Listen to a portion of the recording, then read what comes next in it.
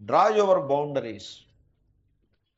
ఆ బౌండరీస్ని తొక్కి లోపలికి ఎవరిని రానివ్వద్దు మీరు. You stay with in your boundaries. ఒక రకంగా అది కూడా ఒక లౌకికమైన సలహాయే. ఓ రకంగా పోనీలండి, అంత మటుకు మనం ఒప్పుకుందాము. Draw your boundaries, stay in your place, but more than that do not resist the evil. The bad thing వచ్చినట్లయితే డు నాట్ రెసిస్ట్. అండ్ సుఖాన్ని లాక్కొచ్చే ప్రయత్నం చేయొద్దు, దుఃఖాన్ని అడ్డుకునే ప్రయత్నం బలమంతా ఒడ్డి దుఃఖం దరిదాపులకు రాకుండా ప్రయత్నిస్తూ ఉంటారు. అలాంటి ప్రయత్నం కూడా చేయొద్దు. బలమంతా ప్రయోగించి సుఖాన్ని ఈడ్చుకొచ్చే ప్రయత్నం చేస్తూ ఉంటారు, అది చేయొద్దు. ఎందుకంటే the the entire effort puts you on a wrong track. మహాత్ములు ఏమన్నారంటే ప్లెషర్ పెయిన్, సుఖ దుఃఖ అంటే ప్లెషర్ పెయిన్. సో ఈ సుఖాన్ని మీరు అన్వేషించి ప్రయత్నం ఎప్పుడైతే చేశారో that becomes a huge distraction. అది అది జీవితంలో మనల్ని ఒక శుద్ధ వ్యర్థమైన మార్గంలో మనల్ని పుష్ చేసేస్తూ ఉంటుంది. వీడు సుఖాన్వేషణ అనే ప్రయత్నం వీడు చేస్తూ ఉంటాడు. మంచి విలువైనటువంటి జీవితాన్ని ఒక వ్యర్థమైనటువంటి ప్రయత్నంలో వీడు గడిపేస్తూ ఉంటాడు. అంత లాస్ అదే కానీ ఇంకొకటి లేదు. పైగా ఆ ప్రయత్నంలో వీడికి లభించేది ఏమిటి? సుఖం లభిస్తుందని మీరు అనుకోద్దు. సుఖం లభించదు. సుఖము దుఃఖము కలిసి లభిస్తాయి. మీరు ఒక ఆయన అన్నారు, నాకు జార్జి బొమ్మ అంటే రూపాయి కాసు. పూర్వం కాసులే ఉండేవి, నోట్లు ఉండేవి కావు. ఆ కాసు మీద జార్జి బొమ్మ ఉండేది. అలా వ్యవహరించేవారు. కింగ్ జార్జి బొమ్మ ఉండేది. సో ఎన్ని జార్జీలు అని అనేవారు. అంటే 5 జార్జీలు అంటే 5 రూపాయలు అని అర్థం. అంటే రూపాయికి 2 బస్తాల బియ్యం వచ్చే రోజుల్లో మాట నేను చెప్తున్నా. పానుగంటి లక్ష్మీనరసింహారావు గారి సాక్షి వ్యాసాల్లో అలాగంటి ప్రయోగాలు ఉన్నాయి. సో జార్జి బొమ్మ, నాకు జార్జి బొమ్మలే కావాలి, బొరుసులు రాకూడదు అంటే కుదురుతుందండి? అలా అలా వస్తాయా జార్జి బొమ్మలు? వస్తాయి. ప్రతి జార్జి బొమ్మతో పాటుగా ఓ బొరుసు కూడా వస్తుంది. అదేవిధంగా ప్రతి సుఖంతో పాటుగా దుఃఖం కూడా వస్తుంది. దుఃఖం ఎక్కడి నుంచి వస్తుంది? ముందు సుఖం ఈ డైరెక్షన్ తూర్పు నుంచి వచ్చి దుఃఖం పడమ నుంచి వస్తుందని మీరు అనుకోవద్దు. ఆ సుఖం లోపల దుఃఖం దాగి ఉంటుంది. కాబట్టి మీరు సుఖాన్ని తెచ్చుకోగానే దానిలోనే దుఃఖం ఉంటుంది. అది ఎప్పుడు ప్రకటమవుతుంది? ఈ సుఖము కరిగిపోతుంది చూడండి, అప్పుడు ప్రకటన. ఐస్ క్రీమ్ కరిగిపోయేప్పటికి పుల్ల మిగులుతుంది. అలాగే సుఖం ఖర్చు అయిపోయేప్పటికీ దుఃఖం మిగులుతుంది. ఆ దుఃఖం వికసించడం ప్రారంభించింది. డిన్నర్ పార్టీకి వెళ్ళారనుకోండి, సరిగ్గా ఇదే జరుగుతుంది. పార్టీలో భోజనం చేస్తున్నంతసేపు బాగానే ఉంటుంది, ఇంటికి వచ్చేప్పుడే హెవీ ఫీలింగ్. దీని బ్యాడ్ ఎఫెక్ట్ అది ఎలా ప్రొలాంగ్డ్గా ఉంటుంది. ఆ బ్యాడ్ ఎఫెక్ట్ ఇంకెక్కడి నుంచో వస్తుంది అనుకోద్దు మీరు. డిన్నర్ పార్టీ నుంచి సుఖం వస్తుంది, దానివల్ల వచ్చే దుఃఖం మరో చోట నుంచి వస్తుంది అనుకోద్దు. ఆ పార్టీలోనే అంతర్నిహితంగా ఉంటుంది, అప్పుడు కనపడదు. ఆ తర్వాత ఆ సుఖంతో కరిగిపోయిన తర్వాత దుఃఖం అక్కడి నుంచే వస్తుంది. అంచేతనే మనం అన్వేషించే సుఖములన్నీ కూడా దుఃఖము బీజముగా కలిగి ఉంటాయి. ఈ సత్యాన్ని గుర్తించినప్పుడు వాడు సుఖాన్వేషణ మానేస్తాడు. దాంతో ఒక పెద్ద డిస్ట్రాక్షన్, అంటే ఒక హ్యూజ్ వేస్ట్ఫుల్ ఎఫర్ట్ జీవితంలో అది ఆగిపోతుంది. మీరు వేస్ట్ చేయకుండా ఉంటే చాలు. మీరు సంపాదించే ప్రయత్నం చేయనక్కర్లేదు. బికాజ్ యు ఆర్ పూర్ణస్వరూపుడు. అనంత శక్తి మీ యందు ఉన్నది, అనంత జ్ఞానము మీ యందు ఉన్నది, అనంతమైన ఆనందం మీలో ఉంది. కాబట్టి మీరు మీ ఎఫర్ట్స్ని వేస్ట్ చేసుకోకుండా ఉంటే సరిపడుతుంది. మెంటల్ ఎనర్జీస్ని కన్జర్వ్ చేసుకుంటే చాలు. కొత్త ఎనర్జీ మీరేం తీసుకుని అక్కర్లేదు. టైంని కన్జర్వ్ చేసుకుంటే చాలు. కొత్త టైం మీరు సృష్టించక్కర్లేదు. రోజుకి 25 గంటలు ఉంటే బాగుండు అంటాడు, అది అయ్యి మాట కాదు. It is not going to happen. ఏదో అనసూయ ఆపేసింది అవన్నీ అలాంటి పెట్టండి, మీకు మనకైతే అవ్వదు. 24 గంటలే ఉంటాయి. కాబట్టి మీరేం చేస్తారు? ఇంకా సమయాన్ని వృధా చేయకుండా దాచుకున్నట్లయితే time saved is time earned అనే ప్రిన్సిపల్. అలాగే మెంటల్ ఎనర్జీస్ మనకి నిండా ఉన్నాయి. మనం మెంటల్ ఎనర్జీస్ని మనం డిసిపేట్ అంటే వ్యర్థం చేయకుండా రక్షించుకుంటే చాలు. కొత్తగా మనం మెంటల్ ఎనర్జీస్ ఎక్కడి నుంచో, తాయెత్తు నుంచో, నవరత్న పుటుంగరం నుంచో మనమేం తీసుకురాక్కర్లా. మన దగ్గర ఉన్నాయి పూర్ణమైన మెంటల్ ఎనర్జీస్, మన దగ్గర ఉన్నాయి. వాటిని కన్సర్వ్ చేసుకుంటే చాలు. అవి డిసిపోట్ అయిపోయే పద్ధతి తెలిస్తే కన్సర్వ్ చేసుకోవచ్చు. ఎలా డిసిపేట్ అయిపోతాయంటే కేవలము సుఖాన్వేషణలో డిసిపేట్ అయిపోతాయి. కాబట్టి నువ్వు సుఖాన్వేషణ చేయటం మానే, నీకు ఈ సుఖ దుఃఖములకు అతీతమైనటువంటి ఆనందము నీ సొత్తు అయిపోతుంది. ఎందుకంటే సుఖము అన్నది it's not absolute, it's relative. కాబట్టి శీతోష్ణ సుఖ దుఃఖదా, శీతోష్ణ సుఖ దుఃఖాన్ని శ్రీకృష్ణుడు కలిపి ప్రయోగించాడు. దాంట్లో ఆయనకు ఒక గొప్ప విషన్ ఉంటుంది, లేకపోతే అలా ఎందుకు కలిపి ప్రయోగిస్తాడు? దీనికి ఒక దృష్టాంతం చెప్తా చూడండి. ఆ కలిపి ప్రయోగించిన దాన్ని బట్టి నేను దృష్టాంతం చెప్తున్నా. సో ఆ దృష్టాంతం ఏంటంటే, మీకు ఒక ఎక్స్పెరిమెంట్ చెప్తాను. 3 బేకర్స్ తీసుకోండి, గ్లాస్ బేకర్స్ ఎరుగుతారు కదా, ల్యాబొరేటరీస్లో ఉంటాయి. అయితే 3 గ్లాసులు తీసుకోండి, 3 కప్పులు తీసుకుని ఒక కప్పులో మంచి వేడి నీళ్లు పోయండి. వేడి నీళ్ళు అంటే చెయ్యి కాలిపోయేట్లా కాదు, ఒక 50 డిగ్రీలు వేడి నీళ్లు పోయండి. ఇంకో కప్పులో చల్లటి నీళ్లు అంటే రెఫ్రిజిరేటర్లోంచి తీసి ఐస్ 0 degrees 5 degrees ఉన్న కోల్డ్ వాటర్ పోయండి. మధ్యలో ఇంకో బేకర్ పెట్టి ఆ బేకర్లో నార్మల్ రూమ్ టెంపరేచర్ వాటర్ పోయండి. పోసి ఇప్పుడు ఈ 2 వేళ్ళు, ఈ చూపుడు వేళ్ళు ఉన్నాయి కదా, ఈ ఎడమ వేలు వేడి నీళ్లలోనూ కుడివేలు చన్నీళ్లలోనూ పెట్టండి. పెడితే మీకు ఎడమ వేలు దగ్గర దుఃఖం కలుగుతుంది, నొప్పి వేడి కారణంగా. కుడి వేలు కూడా దుఃఖం కలుగుతుంది చలి కారణంగా. ఓకే, ఇప్పుడు ఈ 2 వేళ్ళు తీసి ఈ మధ్య బేకర్లో పెట్టండి. మధ్య బేకర్లో పెడితే ఈ వేలుకి చల్లగా తగులుతాయి ఆ నీళ్లు, ఈ వేలుకి వేడిగా తగులుతాయి ఆ నీళ్ళు. ఇది ఎక్స్పెరిమెంట్. అర్థమైందండి? కాబట్టి శీతోష్ణ సుఖ దుఃఖదా, ఈ వేలు వేడి నీళ్ళలోంచి తీసి పెట్టారు చూసారా, చల్లగా తగిలి సుఖంగా ఉంటుంది. ఏమండి? ఈ వేలు చన్నీళ్లలోంచి తీసి ఇక్కడ పెట్టారే, దీనికి వెచ్చగా తగిలి సుఖంగా ఉంటుంది. ఏమండి? అంతకుముందు అలా పెట్టడానికి ముందు వేడి తగిలి ఇక్కడ దుఃఖం కలుగుతూ ఉంటుంది, చలి తగిలి ఇక్కడ దుఃఖం కలుగుతూ ఉంటుంది. కాబట్టి శీతం వల్ల 2, ఉష్ణం వల్ల 2, ఆపోజిట్లో 2, మొత్తం అంతా మీకు ద్వంద్వం పెర్ఫెక్ట్గా సరిపడిపోతుంది ఎగ్జామ్. శీతోష్ణ సుఖ దుఃఖదా. పైగా మాత్రా స్పర్శాహ, ఆ బేకర్లు అలాగే పెట్టి మీ వేళ్ళు మీ దగ్గర ఉంటే శీతం లేదు, ఉష్ణం లేదు, సుఖం లేదు, దుఃఖం లేదు. స్పర్శ చేస్తేనే ఈ మొత్తం వ్యాపారం అంతా కూడా వస్తుంది. And whatever experience you get ఆగమాపాయిన అనిత్య, అది ఇంకా ఎక్స్పెరిమెంట్లో ఎక్స్టెండ్ చేయనక్కర్లేదు. సో అనిత్యములు కనుక తితిక్షస్వ, సో సహించటము, సహనం సర్వదుఃఖానాం అప్రతీకారపూర్వకం. If possible do not resist the evil. ఈ do not resist the evil అంటే వాడు వచ్చి ఫిజికల్గా తోసిస్తుంటే రెసిస్ట్ చేసుకోవచ్చు, కానీ అలాంటి సందర్భాలు కాదు ఇక్కడ చర్చించేది. మనస్సుకి సంబంధించిన మీమాంస కానిది. వాడు వచ్చి ఫిజికల్గా తోసిస్తుంటే నువ్వు అలా అడ్డుకోకు, అలా మురికాలలో పడిపోమని అభిప్రాయం. It's not that way. But ఫిజికల్గా తోసిస్తుంటే you have to safeguard yourself, that is there. But ఆ సిచ్యువేషన్ ఇక్కడ మనం డిస్కస్ చేయట్లేదు. అలాంటి సిచ్యువేషన్స్ రావు మనకి.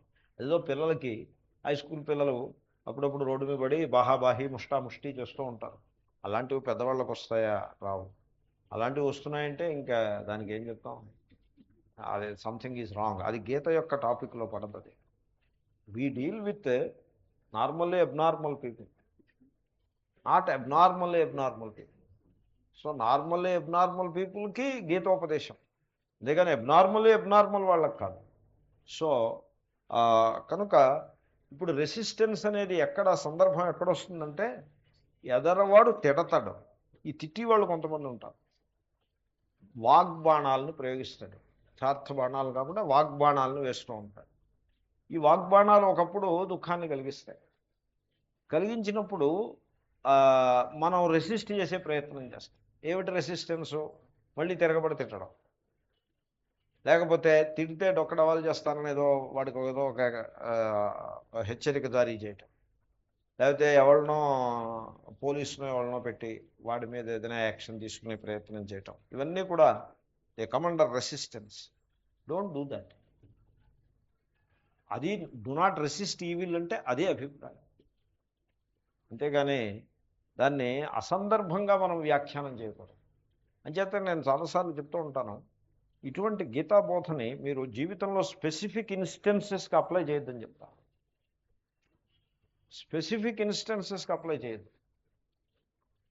నేను ఒకసారి ఎక్కడో ఉన్నాను, ఏ పొలిటీషియన్ డివైడ్స్ ది సొసైటీ అని నేను అన్నాను ఏదో ఒక స్పీచ్ సందర్భంగా. ఎక్కడో ఒక చోట ఈ బార్ అసోసియేషన్ వాళ్ళని ఉద్దేశించి ప్రసంగం చేసే ప్రారంభం ఒకటి నాకు వస్తే, సో అనుకోకుండా అలా పరేచ్ఛా ప్రారంభం అంటారు, స్వేచ్ఛా ప్రారంభం కాదు, పరేచ్ఛా ప్రారంభం. నా ఇచ్ఛ చేతను నేను పొందిన సిచ్యువేషన్ కాదు, పరేచ్ఛ చేత పొందిన సిచ్యువేషను. సో బార్ అసోసియేషన్, న్యాయవాదుల దగ్గర నేనేం చెప్తాను, వాళ్ళు తెల్లవారులు వేస్తే అబద్ధాలు చెప్తారు, మోసాలు చేస్తూ ఉంటారు. సో అబద్ధం చెప్పడం, మోసం చేయటం, ఎదటివాడి మీద కుట్ర పన్నటం, వాడు వేసే ఎత్తుకు పై ఎత్తు వేయటం, ఈ రకమైనటువంటి అసత్య జీవనానికి బాగా అలవాటు పడి ఉంటారు వాళ్ళు. తెల్లారు లేస్తే అదే పని. వాళ్ళ దగ్గరికి నేనేం ఉపన్యాసం చెప్తాను, అయినా ఏదో చెప్పాల్సి వచ్చింది. ఇప్పుడు చెప్తే ఏదో ఈశావాస్యమిదం సర్వం అనే టాపిక్ మీద చెప్తాం, సమాజం అలా డివిజన్ పెట్టుకోకూడదు, politician divides and some other things also divide అని నేను చెప్తే, ఒకతను నాకు డౌట్ ఉందని లేచాడు. నాకు వెంటనే అర్థమైపోయింది. చూడు, politician divides I told in a general way, okay, now still you have doubt అని అడిగారు. అడిగితే ఎస్ ఐ హ్యావ్ అన్నారు. Okay, what is your doubt? He came out with the doubt. మీతో చుట్టుపక్కల ఉన్న 60 మంది కూర్చోబెట్టారు. Don't rice that kind of doubt. చాలా స్పెసిఫిక్గా ఏదో అప్లై చేశాడు. అక్కడే ఎలక్షన్ అయింది. ఆ ఎలక్షన్లో ఒకటి నెగ్గాడు, ఇంకొకటి ఓడిపోయాడు. ఏదో టీడీపీ వాళ్ళు నెగ్గారు, కాంగ్రెస్ వాళ్ళు ఓడిపోయారు. అంతటా రివర్స్ అయితే అక్కడ ఆపోజిట్ అయింది. టీడీపీ వాళ్ళు ఎక్కడా నెగ్గలేదు, వీళ్ళు ఇంచుమించుగా ఎక్కడా నెగ్గలేదు. 25 చోట్ల 30 చోట్ల నెగ్గారు 280లో. సో ఎక్కడ చూసినా మీకు కాంగ్రెసే కనపడుతుంది. అక్కడ మాత్రం టీడీపీ నెగ్గింది. దాంతో వాడు డబుల్ ఫ్రస్ట్రేషన్లో ఉండి ఏదో దానికి సంబంధించి ప్రశ్న వేస్తాడు. అందరు పొలిటీషియన్స్ డివైడ్ చేస్తారని నువ్వు ఎలా చెప్పగలవు అంటూ ఇలాగేదో ప్రశ్న. చుట్టుపక్కల వాళ్ళకి గ్రహించి కూర్చోబెట్టారు. Don't ask that kind of specific question. కాబట్టి నేను మనవి చేసేది ఏమిటంటే, తితిక్షస్వ అని అన్నామంటే మీరు స్పెసిఫిక్ ఇన్స్టెన్స్ పెట్టి, ఇక్కడ కూడా మీరు తితిక్ష ఉండకూడదా, రెసిస్టెన్స్ ఇవ్వకూడదా, వాడు 5 రూపాయలు ఇస్తే వాడు చిల్లర ఇవ్వట్లేదు, మన చిల్లర మనం అడిగి తీసుకోవాలా అక్కర్లేదా, అక్కడ కూడా తితిక్షేనా, అలాంటి సందేహాలు వద్దు. అది మీరే వర్కౌట్ చేసుకోండి ఆ పరిస్థితిని బట్టి. నేను మనవి చేసేది ఏంటంటే, as a value in life, as a value you should adopt తితిక్ష. అండ్ రెసిస్టింగ్ అనేది వీలైనంత వరకు తగ్గించడం. ఇప్పుడు 2 ఆల్టర్నేటివ్స్ మన ముందు ఉంటాయి. ఒకటి రెసిస్ట్ చేయటం, 2 అక్కడి నుంచి పక్కకి తప్పుకోవడం. ఈ 2 ఆల్టర్నేటివ్స్ ఉంటాయి. ఈ 2 ఆల్టర్నేటివ్స్లో రెసిస్ట్ చేసే ఆల్టర్నేటివ్ని మనం తగ్గించుకోవాలి. ఇప్పుడు తండ్రి గారు కోప్పడుతున్నారనుకోండి, అప్పుడు వివేకవంతుడైతే ఆయన అసందర్భంగానే కోప్పడుతున్నారనుకోండి. జనరల్గా పెద్దవాళ్ళు కొంచెం అసందర్భంగా ఉంటారు. ఎందుకంటే జనరేషన్ గ్యాప్ అని, వాళ్ళ విషన్ ఒక రకంగా ఉంటుంది. ఒక 100 ఏళ్ల వెనకాల ఉంటుంది వాళ్ళ విషన్. వీళ్ళ విషన్ టు దట్ ఎక్స్టెంట్ ఫార్వర్డ్గా ఉంటుంది. దాంతో the appreciation of a given situation డిఫరెంట్గా ఉంటుంది. సో ఇప్పుడు బస్సు నడుస్తోంది అనుకోండి, పరిగెత్తుకుని వెళ్ళి ఎక్కడ ఉన్నది it is the most natural thing to do. అంతేగాని ఆ రొంత బస్సుని వదిలేసుకుంటే, నడిచే బస్సులో ఎక్కరాదు అని బోర్డు చూసి ఆ రొంత బస్సు వదిలేస్తే ఇంక మళ్ళీ బస్సే రాదు. కాబట్టి అది కొంచెం మనకు అందుబాటులో ఉంటే పరిగెత్తుకుని ఎక్కే, అది యంగ్ పీపుల్ యంగే అక్కర్లేదు, కొంచెం అడ్వాన్స్ కూడా చేస్తారు. అయితే పెద్దవాళ్ళు ఏమంటారు, ఎందుకు రాలా ఎక్కామని కోప్పడతారు. ఎందుకంటే వాళ్ళు అలా పరిగెత్తి బస్సులో ఎక్కడం అన్నది వాళ్ళ స్కీమ్ ఆఫ్ థింగ్స్లో it is something very reprehensible, it should not be done అని వాళ్ళు అనుకుంటారు. మనకేమనిపిస్తుంది, what nonsense is talking అని అనిపిస్తుంది. It may be true also. అతను చెప్పే మాట it is not correct also. కానీ మనం రెసిస్ట్ చేయకూడదు. అప్పుడు ఏమని చెప్పాలి, సరేనండి నాన్నగారు, నేను ఈ పైన మీరు చెప్పినట్టే చేస్తాను అంటే వాళ్ళు ఊరుకుంటారు. లేకపోతే okay sir, thank you very much అని చెప్పి అక్కడి నుంచి దూరంగా వెళ్ళిపోవాలి.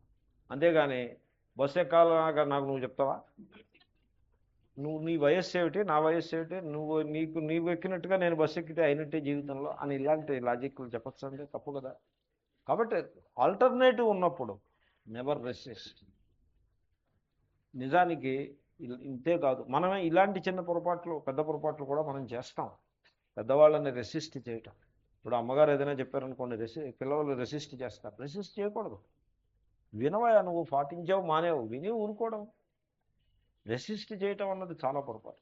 మనకి రెసిస్ట్ చేయటం అన్నది బాగా అలవాటు చేసుకుని ఉంటాం, అప్రతీకారపూర్వకం. నిజానికి సపోజ్ ఎదరవాడు తిట్టాడు అనుకోండి, ఎవడో వచ్చి తిట్టాడు అనుకోండి, అప్పుడు కూడా రెసిస్ట్ చేయనక్కర్లేదు. మన నిందయా యది జన పరితోషమేతి నన్వప్రయత్న సులభోయం అనుగ్రహోమే అని అన్నా. అంటే నన్ను నిందించటం ద్వారా వాడికి సంతోషం కలిగితే ఇదేదో నా భాగ్యంగానే నేను భావిస్తున్నాను. ఎందుకంటే ఎదరవాడికి సంతోషం కలగడం ముఖ్యం కదా, అది ఒక గొప్ప ధర్మము. సో నా ప్రయత్నం ఏమీ లేకుండగా నేను ఇలా నిలబడి ఉండగానే వాడు నన్ను 2 తిట్లు తిట్టి వాడు సంతోషిస్తే అంతకంటే భాగ్యం ఏం కావాలి? మే గాడ్ బ్లెస్ హిమ్ అని నిందించిన వాడిని బ్లెస్ చేసి పక్కకు పోవడం. ఒకప్పుడు నింద అంటే వాగ్రూపమైన నిందే కాకపోవచ్చు. He will offend your taste, he will speak ill of your goodness. అప్పుడు కూడా యు స్మైల్ ఇన్వర్డ్లీ, ఓ చిరునవ్వు నవ్వి మనస్సులో, పైకి కాదు. పైకి చిరునవ్వు నవ్వితే వాడు మళ్ళీ హర్ట్ అవుతాడు. నువ్వేమీ వికారం చెందలేదు అని వాడికి తెలుపుడు చేసే ప్రయత్నం చేయకూడదు. మళ్ళీ అలాంటి ప్రయత్నం కూడా, అది కూడా ఒక మెంటల్ వీక్నెస్సే. వాడికి ఏమీ తెలియనక్కర్లేదు, వాడిని తిట్టినివ్వండి. మనం ఇన్వర్డ్గా స్మైల్ చేస్తాము. We know that it is not going to effect us. So ఆ విధంగా డు నాట్ రెసిస్ట్, అప్రతీకార పూర్వకం, చింతా విలాపరహితం. ఇలాగ దీని మీద ఇంకా చాలా వ్యాఖ్యానం చేయొచ్చు, చూద్దాము. సో చింతా విలాపము అని 2 ఉంటాయి. చింత అంటే మనస్సులో కుళ్ళిపోవడం, విలాపము అంటే పైకి వెక్కి వెక్కి ఏడవడం. ఇవి 2. బెంగ. చింత అంటే మనస్సులో భారం, అబ్బా ఎంత మాట అన్నాడండి, ఎంత అవమానం చేశాడు, మన వల్ల ఇంత ఉపకారం పొంది అంత అవమానం చేస్తాడా అని తల్లిదండ్రులు పెద్దవాళ్ళు అలా ఫీల్ అవుతారు. ఎందుకంటే వాళ్ళు 70 ఏళ్ళు 80 ఏళ్ళ జీవితం అయి ఉంటుంది. వాళ్ళు ఆ పిల్లవాడిని సాకి, వాడి చిన్నప్పటి నుంచి వాడికి అన్ని విధాలా వాడిని సాకి పెద్ద చేస్తారు. వాడు 25 ఏళ్ల వయస్సు వచ్చి ఉద్యోగంలో ఉన్నాడు, బాధ్యతతోటి సుఖంగా ఉన్నాడంటే ది ఎంటైర్ ఫౌండేషన్ వాళ్లే వేస్తారు. అట్లీస్ట్ అలా అనుకుంటారు, అలా భావన చేస్తూ. ఆ కర్తృత్వ బుద్ధి ఉంటుంది. కర్తృత్వం లేకపోతే సమస్య కాదు. నేను ఫౌండేషన్ వేసిన అది అలా గుర్తుపెట్టుకున్నాడంటే కర్తృత్వం ఉందని అర్థం. ఆ సంగతే మర్చిపోయాడు అనుకోండి అంటే కర్తృత్వం లేదనమాట. చాలా స్పాంటేనియస్గా నేను వీడిని పెంచి పెద్దవాడిని చేసి చదివించి పెళ్లి చేశాను అని వీడు గుర్తుపెట్టుకున్నాడు అంటే, అలా అనిపిస్తోంది, అస్తమానం అలా గుర్తొస్తోంది అంటే అంటే కర్తృత్వం బాగా ఉంది అని అర్థం. అది గుర్తే రావట్లేదు వీడికి. వాళ్ళు గుర్తు చేస్తారు, నాన్నగారు మీరే మమ్మల్ని పైకి తీసుకొచ్చారు అని వాళ్ళు గుర్తు చేస్తారు. అప్పుడు కూడా మనం అయ్యో నేను పైకి తీసుకురావడం ఏంటో, నువ్వు కష్టపడి చదువుకున్నావు పైకి వచ్చావు అని అనొచ్చు. సో అప్పుడు కర్తృత్వం లేని స్థితి అది, అది చాలా గొప్ప స్థితి. కాబట్టి ఇన్ ఎనీ సిచ్యువేషన్ వాళ్ళకి ఈ కర్తృత్వ బుద్ధి ఉన్నటువంటి పెద్దవాళ్ళకి, చాలామంది పెద్దవాళ్ళు కర్తృత్వ బుద్ధిని కలిగి ఉంటారు. ఎందుకంటే జీవితం అంతా ఈ రిచువల్స్ ఇవి చేస్తూ ఆర్థడాక్స్ స్టైల్లో బతికేస్తారు. ఆర్థడాక్స్ అంటే కేవలం రిచువల్స్కి ఇంపార్టెన్స్ ఇచ్చి ఆత్మగుణాల విషయంలో ఒక రకమైన నిర్లక్ష్య భావాన్ని కలిగి ఉండటం, అది ఆర్థడాక్సీ యొక్క లక్షణం. ఒక ఆర్థడాక్స్ లైఫ్ స్టైల్లో కొంతకాలం ఉండడం అది మంచి ట్రైనింగ్. ఎందుకంటే it puts the person into A useful structure. ఒక సూత్రబద్ధత అనేది వస్తుంది జీవితానికి, సందేహం ఏం లేదు. కానీ జీవితం అంతా వాడు ఆర్థడాక్స్లోనే ఉండిపోతాడే, that is something very bad. Very bad అంటే it's a big loss for him, అంతకంటే ఇంకేం లేదు. ఆత్మగుణాలు అలవడవు, higher things, he loses sight of higher things. ఏదో కొన్ని రిచువల్స్కి అలా కట్టుబడిపోయి ఉంటాడు. కనుక nothing wrong to be born in orthodoxy and brought up in orthodoxy, but it is wrong to continue to remain in orthodoxy forever. That is a mistake. So whatever, so చింతా విలాపరహితం. కనుక పెద్దవాళ్ళు ఏదో వాళ్ళకు ఉండేటువంటి అభిప్రాయ భేదంతో వాళ్ళు కనుక ఏదైనా ఒక మాట అన్నా, ఒక something, even if they enforce something, మనం సహనంతో దాన్ని స్వీకరించి మనం ముందుకు వెళ్ళిపోవాలి, కానీ దాన్ని రెసిస్ట్ చేసే ప్రయత్నం ఎన్నడూ చేయకూడదు. అలాగే అదర్ థింగ్స్ కూడా, సమాజంలో విషయంలో కూడా. ఇప్పుడు పెట్రోల్ ధరలు పెంచారనుకోండి, పెట్రోల్ ధరలు పెంచితే ఓ పార్టీ వాళ్ళు ఏదో అక్కడ జులూస్ తీస్తున్నారు, పెట్రోల్ ధరలకు వ్యతిరేకంగా ప్రదర్శన చేస్తున్నారు. పెట్రోల్ ధరలు ఇదంతా ఒక పెద్ద make belief it is. Petrol ధరలు వాళ్ళు రూపాయి పెంచాలనుకుంటే, ప్రభుత్వం రూపాయి పెంచాలని అనుకుంటే రూపాయిన్నర పెంచుతారు. పెంచితే అప్పుడు మళ్ళీ మిత్రపక్షాలు ఉంటాయి, బయట నుంచి సపోర్ట్ ఇచ్చే పక్షాలు. వీళ్ళు they are suppose to make some noise. It is unexpected noise. అందరూ ఎక్స్పెక్ట్ చేస్తారు ఆ నాయిస్. ప్రభుత్వం కూడా ఎక్స్పెక్ట్ చేస్తుంది ఆ నాయిస్ వీళ్ళు చేస్తారు. వీళ్ళు యూజువల్ నాయిస్ని వీళ్ళు చేస్తారు.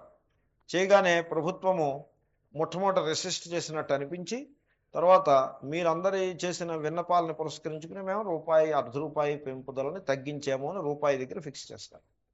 అండర్నీత్ వీళ్ళకి తెలుసు, వాళ్ళకి తెలుసు, మేము ₹1.5 పెంచుతున్నామో, మీరు గొడవ చేసేది ఏదో చేయండి, తర్వాత ₹1 తగ్గిస్తాం అనో వీళ్ళు మాట్లాడుకునే ఉంటారు. ఆ ₹1 తగ్గించడం కోసం ఒక జులూస్ ఒకటి తీస్తారు.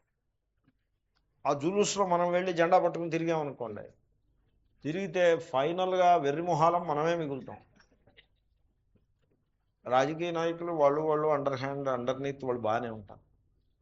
ఇది మ్యాన్ ఆన్ ది స్ట్రీట్, వీడు ఐడియాలజీకి కట్టుబడి ఉంటాడు, వీడే కట్టుబడి ఉంటాడు ఐడియాలజీ. పై నాయకులకు ఐడియాలజీ కట్టుబడి వాళ్ళు ఉండనే ఉండరు. ఇది నేను అనుభవపూర్వకంగా తెలుసుకున్నాను. కాబట్టి వాళ్ళకి ఐడియాలజీ పెద్ద కట్టుబాటు ఉండదు, వాళ్ళ ఐడియాలజీ ఉంటుంది, దాంతోపాటు అదర్ థింగ్స్ కూడా ఉంటాయి. వీటికి మ్యాన్ ఇన్ ది స్ట్రీట్కి వీడికి పాపం ఐడియాలజీనే ఉంటుంది, అమాయకుడు. కాబట్టి ఎనీవే మీరు వెళ్ళి ఆ జులూస్లో నిలబడ్డారనుకోండి, what you are going to get out of it? Nothing. సాధనా మార్గంలో అదో పెద్ద డిస్ట్రాక్షన్ అయిపోతుంది. మరి ఏం చేయమంటారు? మీరు పెట్రోల్ వాడకం తగ్గించుకోండి, మాత్రా స్పర్శాస్టికోండి. ముందు ఆడిట్ చేయండి, మీ కార్ రైడింగ్ ఉందే ఆడిట్ చేయండి. స్వామీజీని అల్వాల్లో దిగడం పెంపడం మినహాయించి అది మినహాయించేయండి, ఆడిట్లో అది పెట్టద్దు. క్లాసుకి రావడం ఆడిట్లో పెట్టద్దు, మిగతావన్నీ కూడా ఆడిట్లో పెట్టాలి. సికింద్రాబాద్ వెళ్ళారంటే కారు వేసుకుని కనీసం 12 పనులు ఉంటే కానీ వెళ్ళకూడదు. ఆ 12 పనులు పూర్తి చేసుకుని వస్తే పెట్రోల్ వాడు ₹1 పెంచినా ₹1.5 పెంచినా కూడా అది దీంట్లో కవర్ అయిపోతుంది. కాబట్టి పెట్రోల్ కన్సంప్షన్ని మీరు ఆడిట్ చేసి ఇప్పుడున్న కన్సంప్షన్కి 50% చేసేయండి అర్జెంటుగా, ఇమీడియట్గా. అప్పుడు మీరు వాడు పెంచిన కారణంగా మీరు నష్టపోయేది ఏముండదు, ఇంకా ₹10 లాభమే ఉంటుంది. మనస్సుకి ఆరోగ్యం, శరీరానికి ఆరోగ్యం. ఎందుకంటే కారు తీసుకుని రోడ్డు మీదకి వెళ్ళాలంటే ఎంత టెన్షన్ అండి, ఎలా ఉంటుంది ఆ ట్రాఫిక్. ఆ ట్రాఫిక్లో there is no joy in driving. ఒకప్పుడు అదొక జాయ్, ఇప్పుడు ఏముంది? జాయ్ ఏముంది? డ్రైవింగ్ సిటీలో డ్రైవ్ చేసి దాంట్లో జాయ్ ఏముంది? సిటీ కాకపోతే పోనీ బయట మాత్రం ఏమిటి జాయ్? ఇప్పుడు యాదగిరిగుట్ట కారులో వెళ్ళారనుకోండి, ఆ ట్రాఫిక్లు, ఆ లారీలు ఏమిటి సంబరం? అంతకంటే మన జూబ్లీ హిల్స్ వెళ్ళి అక్కడ బస్సులో కూర్చొని వెళ్ళడం శ్రేష్టంగా ఉంటుంది. కాబట్టి you audit your car movements and make it halt. నేను ఒక ఎగ్జాంపుల్ చెప్పాను, so that you do not resist anything, you withdraw. మాత్రా స్పర్శ, డోంట్ రెసిస్ట్. చింతా విలాపరహితం, సాత్తిక్షా నిగద్యతే ఈజ్ లైఫ్స్ ఫిలాసఫీ. కనుక ఆ యాటిట్యూడ్ని బాగా డెవలప్ చేసుకోవాల్సి ఉంటుంది. కనుక అలాగా రెసిస్టెన్స్ని తగ్గించమని చాలామంది చెప్పారు, మహాత్ములు చాలామంది స్టాప్ రెసిస్టింగ్ అని చెప్పారు. ఈ రెసిస్టెన్స్ కనుక మీరు తగ్గించారనుకోండి, మీలో ఇంకో క్వాలిటీ పెరుగుతుంది, రెసిలియన్స్ అని అంటారు. అంటే ఎంతటి విపత్కర పరిస్థితిలో నుండైనా తెలివితేటలతో బయటపడేటువంటి సామర్థ్యం అని రెసిలియన్స్ అంటారు. సో ఆ రెసిలియన్స్ అనేది మనలో పెరుగుతుంది. రెసిస్టెన్స్ తగ్గితే రెసిలియన్స్ పెరుగుతుంది. మనము ఎటువంటి పరిస్థితినైనా కూడా అలవోకగా తప్పించుకుని ముందుకు సాగిపోయేటువంటి ఒక గొప్ప సామర్థ్యం మనకు వస్తుంది. కనుక తితిక్ష అన్నది అమృతం. అది తితిక్షోపనిషత్ అనలేదు దీన్ని, తితిక్షామృతోపనిషత్ అన్నది. ఎందుకంటే తితిక్ష అన్నది అది అమృతం వంటిది. కనుక సాధకులు తితిక్షని ఒక గొప్ప సాధనంగా చేసుకోమన్నారు. నిజానికి ఓ మహాత్ముడు నన్ను అడిగారు, ఏదో గీతా సభలు ఏవో అవుతుంటే శంకరమఠంలో, నల్లకుంట శంకరమఠంలో చాలా ఏళ్ల క్రితం భగవద్గీత మీద వాక్య విచారం అవుతుంటే ఓ సాధకులు ఒక ఆయన వచ్చారు, ఓ బైరాగి లాంటి వాడు. వచ్చి ఆయన ఉన్నారు, ఏమండి భగవద్గీతలో ఏ యోగము చెప్పబడింది అని అడిగారు. అక్కడ మహావిద్వాంసులు శాస్త్రంలో ఉద్దండ పండితులు 12 మంది ఉన్నారు, నేను కూర్చుని ఉన్నా. సో ఆయన ఆ ప్రశ్న వేశాడు. వేస్తే ఏం సమాధానం చెప్తారా అని నేను పరికిస్తున్నా. ఒకళ్ళు అన్నారు జ్ఞానయోగమే భగవద్గీత యొక్క పరమ తాత్పర్యము అని చెప్పారు. ఇంకోళ్ళు అలాగే జ్ఞానయోగం లక్ష్యమే అయినా లక్ష్యం కంటే సాధ్యం కంటే సాధనానికి ఇంపార్టెన్స్ ఎక్కువ ఇవ్వటం గీత యొక్క లక్షణం, అది గీతలో పరిపాటి. కాబట్టి కర్మయోగమే ఇక్కడ ప్రధానమైనటువంటిది అని ఇంకో ఆయన అన్నారు. భక్తి యోగం అండి, కర్మయోగం అనకండి, భక్తికి ఇంపార్టెన్స్ ఎక్కువ అని భక్తి ప్రేమికుడు ఇంకొక ఆయన భక్తి యోగం అన్నారు. రాజయోగం అని ఇంకొక ఆయన అన్నారు. ఇలా ఎవరికి తోచిన వాళ్ళు చెప్పారు. నేను ఆయన ఆ బైరాగిని అడిగాను, మీ అభిప్రాయం ఏమిటండి అని అడిగాను. ఆయన ప్రశ్న వేసిన ఆయనే. అంటే తితిక్షాయోగం అండి అని చెప్పాడు. యోగం అంటే సాధనం, ఈశ్వరునితోటి మనల్ని కలిపే సాధనమే యోగము. తితిక్షాయోగము అని చెప్పాడు. ఎందుకు అలా ఎలా చెప్పగలరు మీరన్నా? ఎలా చెప్పడం ఏంటండి? మీరు అక్కడే చూసుకోండి, ఈ 2 శ్లోకాలు చూసుకోండి, మీకు నెక్స్ట్ శ్లోకంలో రాబోతోంది సోమృతత్వాయ కల్పతే.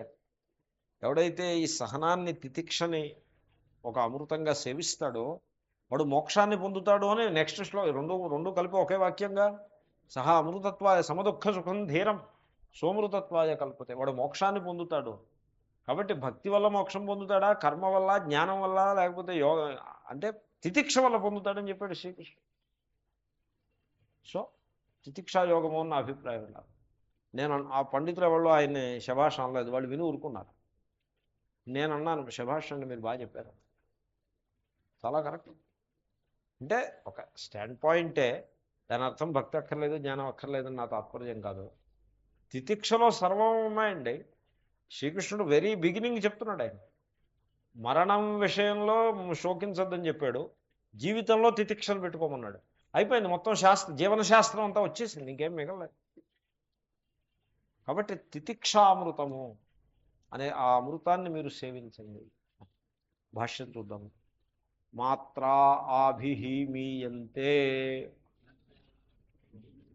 శబ్దాదయ ఇతి శ్రోత్రాదీని ఇంద్రియాణి. మాత్రాణ, ఇదంతా మాత్రాస్పర్శ అనే పదానికి వ్యాఖ్యానం. ముందు మాత్రాహ అనే పదాన్ని విడతీశారు. మాత్రాణం స్పర్శాహ మాత్రాస్పర్శాహ అని. అంటే మాత్రాహ మాత్రలు. మాత్ర అంటే ఏమిటి అంటే ఇంద్రియములు, జ్ఞానేంద్రియాలకి మాత్రలు అని పేరు. ఎందుకంటే మాత్ర అంటే గ్రహించేవి. సో మీయంతే ఆభిహి ఇది మాత్రాహ. సో ఇది కరణ వ్యుత్పత్తి అంట. వ్యుత్పత్తిలో కరణార్థ వ్యుత్పత్తి అంటే వ్యుత్పత్తి చెప్పేప్పటికీ మీకు కరణం బయటపడదు. జ్ఞానం అంటే జ్ఞాయతే అనేనా ఇది జ్ఞానం, దీని చేత తెలియబడుతుంది అనే అర్థం. అంటే అప్పుడు జ్ఞాన సాధనం అని అర్థం వస్తుంది, తెలుసుకునే సాధనము అని అర్థం వస్తుంది. దాన్ని కరణ వ్యుత్పత్తి అంటారు. కాబట్టి ఆభిహి మీయంతే, వీటి చేత గ్రహించబడుచున్నవి, కొలవబడుచున్నవి అనగా గ్రహించబడుచున్నవి ఏమిటి? శబ్దాదయ, శబ్దము మొదలైనవి. శబ్దము మొదలైనవి వీటి చేత గ్రహింపబడుచున్నవి ఏమిటవి? ఇంద్రియాలు. శ్రోత్రాదీని ఇంద్రియాలు. శబ్దాన్ని కొలిచేది లేక గ్రహించేది ఏమిటి? చెవి. ఆది శబ్దం చేత. శబ్దం తర్వాతది స్పర్శ. జగత్తులో 5 ఉన్నాయి, ఇక్కడ 5 ఉన్నాయి అంతే. జగత్తులో 6 లేదు, ఇక్కడ 6 లేదు. ఊరికే 6th సెన్స్ అని అలా అంటూ ఉంటారు అంతే. 6th సెన్స్ అంటే బుద్ధి అని అర్థం, ఇంకంతకంటే ఏం లేదు. 6th సెన్స్ ఆబ్జెక్ట్ బయట లేదు, 6th సెన్స్ ఇక్కడ లేదు. 6th సెన్స్ అంటే అది హాలీవుడ్లో ఉంది. 6th sense Manoj Shyamalan, Manoj Night Shyamalan, ఆయన పేరు చూడండి, ఇండియన్ ఆయన, చాలా సమర్థుడు. Manoj Night, NIGHT Night, Shyamalan Kerala అతను, చాలా సమర్థుడు. హాలీవుడ్లో very highly respected director. And one of his పిక్చర్స్కి ఆస్కర్ అవార్డు నామినేషన్ కూడా ఉంది. ఆస్కర్ అవార్డు రాలేదు, నామినేటెడ్. చాలా సమర్థుడైన పిక్చర్ మేకర్. మన సత్యజిత్రే ఆ లెవెల్లో డైరెక్టర్ అని అంటారు. And also director, film maker. ఈ రైట్స్ స్క్రిప్ట్, ఈ started as a script writer, కరెక్టే మీరు ఉన్నది. తర్వాత ఫిల్మ్ మేకర్ అయిపోయాడు, director, film maker, everything. Manoj night Shyamala. అతను సిక్స్త్ సెన్స్ అని ఒక సినిమా తీశాడు. అది ఇంతకీ అక్కడి నుంచే వచ్చింది అది. వెరీ నేను ఎక్కడో ఫ్లైట్లో చూశాను. Whatever. So sixth sense అన్నది there is no such thing. అంటే సిక్స్త్ సెన్స్ ఆబ్జెక్ట్ లేదని నా అభిప్రాయం. మీరు మైండ్ని సిక్స్త్ సెన్స్గా కౌంట్ చేస్తే చేయొచ్చు. భాగవతంలో చోటలా కౌంట్ చేశారు. ఎనీవే, సో 5 విషయాలు, 5 ఇంద్రియాలు. విషయము అంటే ఆబ్జెక్ట్ అని అర్థం అండి. ఈ టేబుల్ ఉందనుకోండి, విషయము. ఇది టేబుల్ అని మీకు ఎలా తెలిసింది? చూస్తే తెలుసు, సౌండ్ని బట్టి తెలుసు, టచ్ని బట్టి తెలుసు. అలాగనమాట. ఏదో రకంగా ఇంద్రియం ద్వారా తెలియాలి, లేకపోతే టేబుల్ అని ఎలా చెప్తారు? కాబట్టి 5 విషయములు బయట ఉన్నాయి, 5 ఇంద్రియాలు ఇక్కడ ఉన్నాయి. ఏమిటి 5ను? శబ్ద, స్పర్శ, రూప, రస, గంధ. అంటారా ఏంటో ఒకసారి అనండి. శబ్ద, స్పర్శ, రూప, రస, గంధ. గంధాహ అంటే ఇంకా బాగుంటుంది. 5 ఇంద్రియాలు. శ్రోత్ర, చెప్పండి. శ్రోత్ర, త్వక్, నేత్ర, రసన, ఘ్రాణాని. ఇవి ఇంద్రియాలు. శ్రోత్రము అంటే చెవి, శబ్దాన్ని గ్రహిస్తుంది. త్వక్ చర్మము, స్పర్శని గ్రహిస్తుంది. రసన అంటే నాలుక, రసాన్ని గ్రహిస్తుంది. ఇంకా దానికి ముందు నేత్ర, కన్ను, రూపాన్ని గ్రహిస్తుంది. ఆ తర్వాత రసన, రసాన్ని గ్రహిస్తుంది. ఆ తర్వాత ఘ్రాణ, గంధాన్ని గ్రహిస్తుంది. 5 ఇంద్రియాలు, 5 విషయాలు, 5 ఇంద్రియాలు. సో ఈ మాత్రాహ అంటే ఇంద్రియములు. మాత్రాహ ఆభిః మీయంతే శబ్దాదయ ఇది మాత్రాహ పుల్లింగం. ఇంద్రియ శబ్దం నపుంసకలింగం, నిత్య నపుంసకం. కాబట్టి శ్రోత్రాదీని ఇంద్రియాణి. ఓకే. మాత్రా శబ్దానికి జ్ఞానేంద్రియములు అని అర్థం. Sense organs 5. ఓకే. తర్వాత మాత్రాణం స్పర్శాః శబ్దాదిభిః సంయోగాః తే మాత్రా స్పర్శాః అవుతుందన్నమాట. ఈ ఇంద్రియములకు స్పర్శలు. స్పర్శలు అంటే సంయోగములు. స్పర్శ అంటే టచ్, టచ్ అంటే కాంటాక్ట్ అని అర్థం. సో ఇంద్రియముల యొక్క స్పర్శలు, సంయోగములు. వేటితోటి సంయోగములు? శబ్దము మొదలైన వాటితో సంయోగములు. 5 సంయోగాలు ఉంటాయి. 5 ఇంద్రియాలు ఇక్కడ, 5 ఇంద్రియాలు, 5 విషయాలు అక్కడ ఉన్నాయి కదా అని 5 5లు 25 ఉండవు. ఇదేం పెర్ముటేషన్ కాంబినేషన్ లెక్క కాదు. శ్రోత్రము శబ్దంతో స్పర్శ ఉంటుంది. శ్రోత్రంతో రూపానికి సంబంధం లేదు. ఇంచేతనే మాత్రా శబ్దం ప్రయోగించారు. మాత్ర అంటే తన్మాత్ర అని. తదేవ తన్మాత్ర, అంత మాత్రమే. చెవికి శబ్దమే, ఇంక మరేది కాదు. ముక్కుకి గంధమే, మరేది కాదు. తదేవ తన్మాత్రం. కాబట్టి 5కి 5, 5 25 కాదు. 5కి 5 5. సో 1 for 1 అనమాట. ఈ 5 సంయోగములు. ఈ 5 సంయోగాల నుంచే సుఖ దుఃఖాలు పుడతాయండి. ఈ 5 సంయోగములు లేని నిద్రావస్థ ఉందనుకోండి. నిద్రావస్థలో మీకు సుఖం ఉందా, దుఃఖం ఉందా? 2 లేవు. మరి ఏముంది? ఆనందము ఉన్నది. విశ్రాంతి, ఆనందం. మీకు విశ్రాంతి, ఆనందం కావాలా, ఎక్సైట్మెంట్ కావాలా? సుఖం అంటే ఎక్సైట్మెంట్. అంటే ఎక్సైట్మెంట్ కావాలి. ఓకే. అయితే ఎక్సైట్మెంట్తో పాటుగా ఏ లోడ్ ఆఫ్ మిషరీ కూడా ఉంటుంది. 2 కలిపి ఉంటాయి. తీసుకో కావాలని. చాలండి, ఇనఫ్ ఈజ్ ఇనఫ్. ఎక్సైట్మెంట్లు, మిషరీలు ఏదో కొంత వయసులో అది కొంత నడిచింది, ఏదో నడిచింది, చాలు. మాకు ఆనందము, విశ్రాంతి కావాలి అంటే ఈ స్పర్శలని పక్కన పెట్టు. శ్రీకృష్ణుడు 6వ అధ్యాయంలో చెప్తాడు, స్పర్శాన్ కృత్వా బహిర్బాహ్యాన్ అంటాడు. బాహ్యమునందలి స్పర్శములను బాహ్యమునందే అట్టిపెట్టు. అంటే వాటిని నీవు లోపలికి తెచ్చుకోకు, అంటే కాంటాక్ట్ పెట్టుకోకు అని చెప్తాడు. సో కాంటాక్ట్ మీరు పెట్టుకుంటే శీత ఉష్ణ, సుఖ దుఃఖ ఇత్యాది ద్వంద్వ పరిస్థితులు, ద్వంద్వస్థితులు నిర్మాణం అయిపోతాయి. అవి ఈ కాంటాక్ట్లే వీటిని ఇస్తాయి. అంటే ఇవ్వడం, కాంటాక్ట్లే ఇస్తాయి. అందాము. శీతోష్ణ సుఖ దుఃఖదాహ శీతం ఉష్ణం సుఖం దుఃఖంచ ప్రయచ్చంతి ఇది. శీతాన్ని, ఉష్ణాన్ని, సుఖాన్ని, దుఃఖాన్ని ఇస్తూ ఉంటాయి అని అర్థము.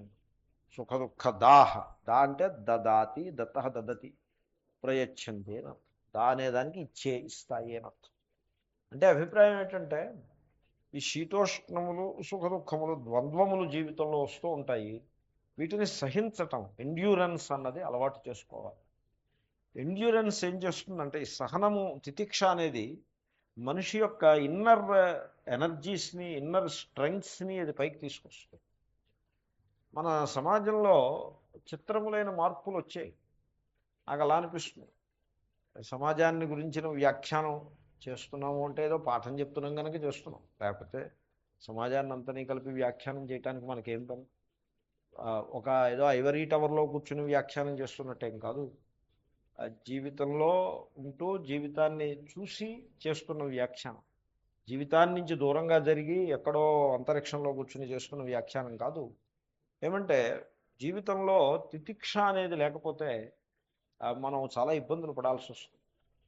As we see generation after generation ఈ తితిక్ష తగ్గిపోతాం. పూర్వం వాళ్ళని ఊరికే అలా అనుకోవడం, వాళ్ళని ఏదో గొప్ప చేయటం, ఇప్పుడున్న వాళ్ళందరూ అయోగ్యులు అన్నాం, అలాగంటే చేదస్తాను నాది కాదు. నేను I'm not an orthodox guy to say like that. అలాగంటే ఆర్థోడాక్సీ మాట నేను మాట్లాడటం లేదు. బట్ ఒకటి మాత్రం నేను మనవి చేస్తాను, ఈ మోడర్నిటీ అన్నది వచ్చింది చూడండి, ఆధునికత. ఈ ఆధునికత మనకిచ్చిన వరాలు ఏమున్నాయో ఉన్నాయి. ఏదో ఎలక్ట్రిసిటీని, ఫ్యాన్లని, ఇలాంటివి వరాల కింద, ఇవి వరాల కిందే మరి భాషిస్తూ ఉంటాయి. వాటిని వరాలు కాదంటే ఎలాగా? వాటిని ఓ వైపు నుంచి మనం ఎంజాయ్ చేస్తూ వాటిని వరాలు కాదని ఎలా అంటాము? ఏవో కొద్ది గొప్ప వరాలు కొన్ని ఉన్నాయి ఆధునికత వల్ల. కానీ ఆధునికత యొక్క మహాశాపం ఏమిటంటే తితిక్ష తగ్గిపోయింది. ఇది పెద్ద దోషం. నాకు బాగా గుర్తు, మా నాయనగారు, మా గురువు గారు కొంపల సుబ్రహ్మణ్య గారు, కొంపల పున్నాలవసానాలు గారు, వీళ్ళు ఒక జనరేషన్ ముందు వాళ్ళు నాకు. కాబట్టి if at all I have to compare, I compare with them. తర్వాత నా తర్వాత జనరేషను ఈ యంగ్ పీపుల్ ఎలా ఉన్నారన్నది నేను అంత లోతుగా చూడలేదు, నేను కాంటాక్ట్ పెట్టుకోలేదు కూడా. నా తర్వాత జనరేషన్తో కాంటాక్టే లేదు నాకు. ఉన్న కాంటాక్ట్ ఏదో వెరీ మినిమల్ కాంటాక్ట్. ఏదో వాళ్ళు వచ్చి అసలు నాలాంటి వాడికి దండం పెట్టాలని కూడా వాళ్ళకి అనిపించదు. ఒకవేళ తల్లిదండ్రులు ఫోర్స్ చేస్తే వాళ్ళు వచ్చి దండం పెడుతూ ఉంటారు. దండం పెట్టినప్పుడు శుభం అంటూ ఉండడమే కానీ there is no real contact, real observation అలాంటివి ఏం లేవు. కానీ నేను నా ముందు జనరేషను అదే నాకు బాగా అనుభవంలో ఉన్న విషయం, with reference to my own life style. So వాళ్ళ జీవితం నేను చూసినప్పుడు ఏ పరిస్థితులు వాళ్ళు అలవోకగా ముందుకి కంప్లైంట్ చేయాలనే ఆలోచన కూడా లేకుండా ముందుకు సాగిపోయేవారో, అదే పరిస్థితిలో నేను ఉన్నట్లయితే నాకు 100 ఫిర్యాదులు ఉంటాయి. అప్పుడు అనిపిస్తుంది నాకు, అయ్యో మనోబలం బాగా తగ్గిపోయింది. ఉదాహరణకి కాఫీ ఓ పూట లేదనుకోండి, ఓన్లే ఈ పూట కాఫీ లేకపోతే ఏమైంది నష్టం, మధ్యాహ్నం తాగొచ్చు అని, లేకపోతే రేపు తాగొచ్చు అని వాళ్ళు అలా మనస్సులో అనుకున్నారని కూడా మనకి సూచన తెలియదు. అలా అనుకునేది కూడా ఉండేది కాదు, అలా సహించేసేవారు. మనకి కాఫీ గంట లేట్ అయితే we feel very unhappy about, very disturbed about. తర్వాత వాళ్ళు మైళ్ళు నడిచి వెళ్ళిపోతూ ఉండేవారు. ఇంకా ఆశ్చర్యం ఏంటంటే చెప్పులు ఉండేవి కావు, చెప్పులు వేసుకునేవారు కాదు. గ్రామంలో ఇలా కూడా ఉంటారా అని మీరు ఆశ్చర్యపోవచ్చు, ఉంటారు. నేను చెప్తున్నానంటే నేను అనుభవం మీకు చెప్తాను. చెప్పులు వేసుకోవచ్చు, తద్వారా కాళ్ళకి కొంత రక్షణ ఉంటుంది, కొంత నొప్పి అది తక్కువ ఉంటుంది. వేసంకాలంలో ఏదో కంకర రోడ్లు ఉండేవి, ఎర్ర బూడిదిగా ఉండేది. కంకర అనే పేరే కానీ బూడిదే మిగిలిద్ది దాని. ఇవన్నీ నడిచేసి బూడిదే ఉండేది, ఎర్ర కంకర, ఎర్ర బూడిద. ఆ ఎర్ర బూడిద చాలా హాట్గా ఉండేది. దాంట్లో కాలు పెట్టాలంటే మంట వచ్చేది. దాని పక్కన ఉండే గడ్డిని ఆశ్రయించుకుంటూ కొంతసేపు రోడ్డు మీద నడిచి కాళ్ళు బాగా మంట పుడితే ఆ గడ్డి మీద నిలబడి అతి సహజంగా నడుచుకుంటూ వెళ్ళిపోయేవారు. లేకపోతే ఈ ఎండ తగ్గనివ్వండి, కొంచెం రోడ్డు చల్లబడ్డాక వెళ్ళొచ్చు అని 1 గంట 2 గంటలు విశ్రాంతిగా ఉండి ఏదో పుస్తకం చూసుకుని చల్లబడ్డ తర్వాత నడిచి వెళ్ళిపోయేవారు. లేకపోతే సాయంకాలం నడిచేసేవారు, ఎర్లీ మార్నింగ్ నడిచేసేవారు. మధ్యాహ్న సమయంలో నీడ పట్టున స్వగృహం కావచ్చు, లేకపోతే గ్రామం వెళ్తే ఆ గ్రామంలో ఎవరి అరుగు మీదో నీడ పట్టున ఉండిపోయేవారు. అంతేగాని చెప్పులు మనం కొనుక్కోవచ్చు అనే ఆలోచన కూడా ఉండేది కాదు. చెప్పులు ఉండేవి కావు. చెప్పులు కొనుక్కోవాలంటే చెప్పులు కుట్టివాడిని పట్టుకోవాలి, వాడికి పురమాయించాలి, వాడు తేవాలి, అది సరిపడాలి, ఎన్నో 1,90,000 సమస్యలు. అంత సహనంతో జీవించేసేవారు. అయితే మరి కొండంత మనోబలాన్ని కలిగి ఉండేవారు. ఈ తితిక్ష వల్ల మనోబలం బాగా దృఢంగా ఉంటుంది. ఈ ఆధునికత పుణ్యమానే మనకి అన్ని సౌకర్యాలు వచ్చేసాయి, మనోబలం తగ్గిపోయి మనం ఎలా తయారయ్యామంటే తొండపిల్లలతో సామెత ఉంటుంది ఆ రకంగా. ఇంత పిసరు తేడా వస్తే ఇమోషనల్ డిస్టర్బెన్స్, ఈ emotionally he is affected, depression, he is in distress అని ఇలాగ ఇవన్నీ పదాలు ఈ సైకాలజీలో ఈ పదాలన్నీ వచ్చాయి. ఒక సమాజంలో ఉండే రోగాలను బట్టి ఆ సమాజ స్థితిని అంచనా వేయచ్చనే వాళ్ళు సైకాలజిస్ట్ ఏదో చెప్పారు. ఆ రకంగా ఈ మనస్సుకి సంబంధించి మనం రైతుల ఆత్మహత్యలు, ఎందుకు ఆత్మహత్య చేసుకున్నాడంటే పత్తి పంట వేసి రావాల్సిన లాభం లేక ఆత్మహత్య చేసేసుకున్నాడు అని దాని మీద పెద్ద రాజకీయ ఎలక్షన్లే నడిచిపోతున్నాయి దాని మీద.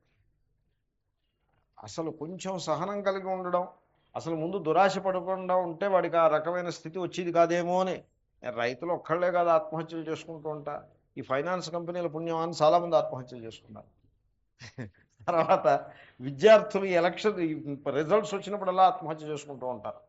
క్రికెట్ ఓడిపోయినప్పుడు కొంతమంది ఆత్మహత్య చేసుకుంటారు. సో రాజకీయ నాయకులు కొంతమంది ఓడిపోతే వాళ్ళ అనుయాయులు ఆత్మహత్య చేసుకుంటారు. సినిమా హీరోల్ని అరెస్ట్ చేస్తే ఆత్మహత్య చేసుకునే అనుయాయులు కొంతమంది ఉంటారు. ఈ ఆత్మహత్యలు చాలా ఉన్నాయి, దీనికోసం రైతులే ఒక్కర్లేదు. బట్ అది ఒక ఇష్యూ కింద ఇదే న్యాచురల్ థింగ్ అన్నట్టుగాను, సంథింగ్ టు బి అండర్స్టూడ్ అన్నట్టుగాను, very peculiar value develops around all these things. మనోబలము బాగా తగ్గిపోయింది. పురుషుల్లోనూ అంతే, స్త్రీలలో కూడా అంతే. స్త్రీలు పూర్వం ఎలా ఉండేవారంటే పురుషాహంకారాన్ని అతి సహజంగా సహిస్తూ ఉండేవారు. పురుషుడు తనకుండే దేహబలాన్ని, తర్వాత సమాజం పితృస్వామిక సమాజం కదా, సో పురుషుని యొక్క అధికారంతో సమాజం నడుస్తూ ఉంటుంది.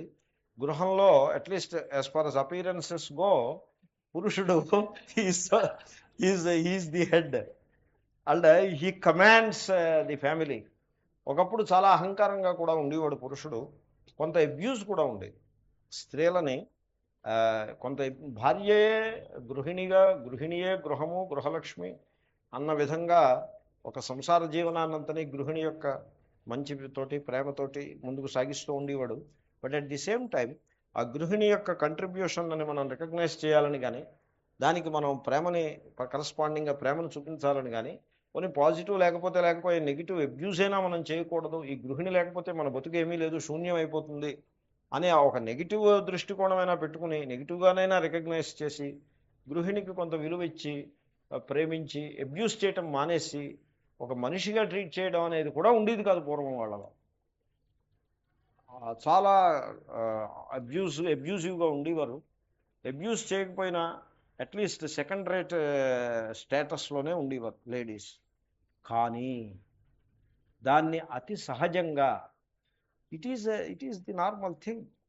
సో ఇంట్లో యజమానిని మనం రెస్పెక్ట్ చేయాలంతే. వాడు తాగేసి వచ్చి తిట్టినా కూడా రెస్పెక్ట్ చేయాల్సిందే. వాడు అబ్యూస్ చేసినా సరే రెస్పెక్ట్ చేయాల్సిందే. వాడు అబ్యూస్ చేసేసి శుభ్రంగా చెడామడా తిట్టేసి చేతిలో ఉన్న కాఫీ గ్లాసు విసిరేసి వీధిలోకి వెళ్ళిపోయి పొలం తిరిగి సాయంకాలం 7 అయ్యేప్పటికీ వాడు తిరిగి వస్తాడు. వచ్చేప్పటికి వేడి నీళ్లు తోడేసి నూతి దగ్గర పెట్టేసి పక్కనే చన్నీళ్ళ బకెట్ పెట్టేసి ఒక స్టూల్ వేసేసి సో భార్య అంతా సిద్ధం చేస్తుంది.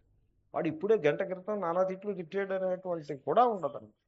ఆ రకంగా లేడీస్ ఈ బాహ్యమైన ఘటనలను, పురుషుల యొక్క బాహ్య ప్రవృత్తిని పట్టించుకోకుండా దాని వెనుక ఉండేటువంటి ఒక స్థితిని గమనిస్తే చాలా గాఢమైన శీలాన్ని కలిగి మళ్ళీ తిట్టితేనేమి నా భర్తే నా పెనిమిటే, కాబట్టి వాడికి తిట్టే అధికారం ఉంది, మన్నే తిట్టాడు కానీ పైవాళ్ళని నేను తిట్టలేదు కదా, భార్యను తిట్టకపోతే ఇంక పైవాళ్ళని తిడతాడా అని ఏదో ఒక రకమైన ఆ ఘటనకి వెనుకకు వెళ్ళి వన్ ఎక్స్ట్రా లోతుగా చూసి, జీవితం అన్న తర్వాత ఏవో సుఖ దుఃఖాలు ఉంటాయి. మొగాళ్ళు వీధుల్లోకి వెళ్ళి 1,90,000 వ్యాపారాలు చేస్తూ ఉంటారు. కాబట్టి పెట్టినా వాళ్లే పెట్టాలి, తిట్టినా వాళ్లే తిట్టాలి అంటూ ఇలాగంటే సామెతలు కూడా కల్పించుకుని ఎంతో ధైర్యంతో సహనంతో సహించేవారు. సో పురుషుడిది విజయము, స్త్రీది ఓటమి అన్నట్టుగా ఉండేది. కానీ ఆ ఓటమిలోనే ఒక గొప్ప గెలుపు ఉండేది. ఆ సంస్కారాలన్నీ పోయాయి. స్త్రీలు ఈ మధ్యన ఏమైపోయారంటే ఫుట్బాల్ క్రికెట్లు కూడా ఆడేస్తున్నారు. ఆ స్త్రీత్వంలో ఉండే ఆ శోభ, ఆ విలాస, ఆ సటిల్నెస్, ఆ సౌకుమార్యము వాటినన్నింటినీ పణం పెట్టేసి ఈ ఆధునికత పేరు చెప్పి మేము కూడా పురుషులతో సమానము, పురుషులతో సమానం అన్నాడు కాదు. ఎందుకంటే స్త్రీ ఈజ్ యునీక్. స్త్రీ పురుషులతో సమానం అంటే ఓ ఏడాది పిల్లని ఈవిడికని ఇంకో ఏడాది పిల్లని వాడుకంటాడా ఏమి? అది పురుషులతో సమానం అని పెట్టుకోకూడదు. స్త్రీ is unique. How she is not equal to human man, she is something much much more than A man. So equal అంటే ఆ శోభే పోయింది అక్కడికి. కనుక ఆ తితిక్ష అన్నది ఆ సమాజంలో ఆ జనరేషన్లో స్త్రీల యొక్క సొత్తు. అది వాళ్ళు తితిక్షతోటి ఈ సంసారాన్నంతని కూడా జయించి పారేశారు. మొగుడు ముందు ఓడిపోయినట్టుగా కనపడుతుంది, కానీ జీవితాన్ని జయించేసి సంసారాన్ని జయించేసి ఓ గొప్ప మనోబలంతో నిలబడి ఉండేది స్త్రీ. చూడ్డానికి అబలలా కనపడేది, గొప్ప మనోబలాన్ని కలిగి ఉండేది.